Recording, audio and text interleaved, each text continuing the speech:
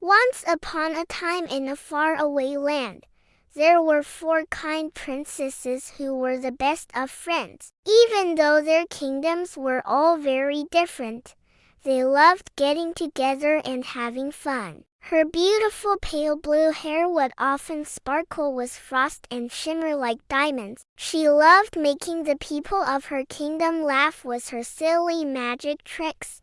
But most of all, she loved spending time with her best friends. Princess Isabella was from a snowy kingdom up north where she controlled snow and ice with her magic. She had beautiful brunette hair that shone like polished copper. And once a year they would all meet up at Princess Amara's beautiful castle to catch up with each other. It was a magnificent pastel pink castle with towers that reached up into the clouds. The girls landed the carriage and stepped out. The moment they got closer, they could hear the villagers crying and calling for help. That's when Princess Amara had an idea. I think we should go see if we can find some flowers to plant around the village. If we plant enough, we can hold a festival tomorrow and invite the children to come pick wildflowers. The other princesses thought this was a great idea, and soon they were all waving their magic wands to help the flower seeds grow. This has been a wonderful day, sighed Princess Cora. Princess Amara put on a beautiful light blue dress that sparkled like frost. Many of the houses had new coats of paint. The flower beds were full of colorful blossoms, and the children were playing happily. "We're just in time for the festival," said Princess Amara with a smile. They had learned an important lesson that day, and they knew that they would never forget it. The next time they played with their magical powers, they decided to do it together. Princess Isabella made sparkling ice castles. Princess Ilara's magical hair built bridges and mazes. Princess Cora's flowing locks made slides and tunnels. And Princess Amara used her magic to make all sorts of exciting games and activities for everyone to enjoy. And that is when they knew that being a princess wasn't just about wearing pretty dresses or living in a big castle.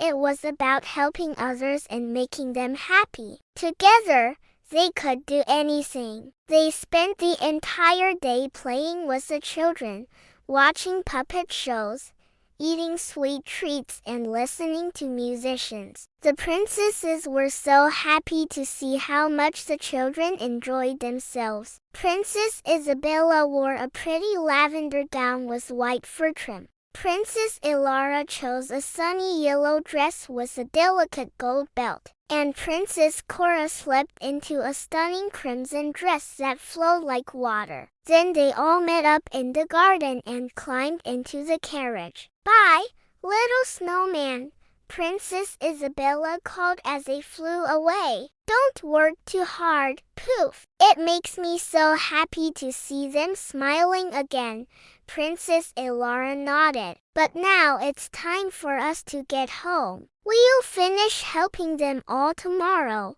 They had all done a lot of good that day, and they knew that they had made a real difference in the lives of the villagers. Finally, Princess Isabella spoke up. "You know, being a princess isn't just about living in a castle and wearing fancy dresses. It's also about being kind and helping others." Princess Ilara nodded. "That's right. We may be princesses, but we're also friends. And what matters most is that we always stick together," Princess Cora added. "And besides being a princess, the most important thing in the world is to be kind."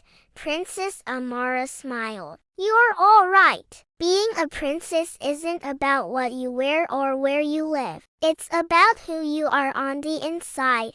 And with that, the princesses climbed into the carriage with the snowman, and poof, they were whisked away back to Amara's castle. "Don't worry, everyone," said Princess Isabella. "I'll make this snow go away in no time." With a flick of her magic wand, she created a flurry of wind that blew all the snow away. "Look, the sun's even coming out," said Princess Ilara happily. But as they walked through the village, they soon realized that there was still a lot more to do. Inside the castle were cozy rooms with huge windows and magical furniture. She spent most of her days reading or helping injured animals. "I think it's time we did something about all that hunger and sadness," said Princess Cora, whose heart went out to all the families without food. "That's right," said Princess Ilara. "We'll hold a feast in the town square and make sure everyone has enough to eat." So they waved their magic wands and poof, delicious food appeared. There were stacks of bread, bowls of soup, vegetables, fruits, cheese, and even cakes. All the villagers came out of their homes and were amazed at the feast. "Your Highness," he said breathlessly to Princess Amara, "so why don't we make them a giant snowman and then have a snowball fight?" The children cheered, and soon they were all outside helping Princess Isabella build the biggest, silliest snowman they could. They made him a pirate hat and a carrot nose and lots of buttons for eyes. Then Princess Isabella waved her magic wand and poof, she made him come to life. "Thank you, Princess," said the happy snowman. "Is there anything I can do to help?" "Well, you could play with the children,"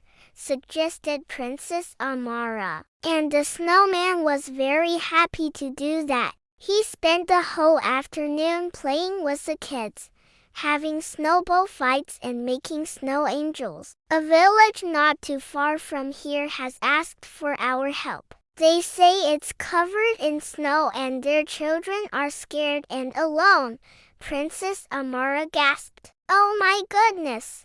We have to go help them right away." She turned to her friends. "Would you all like to come along?"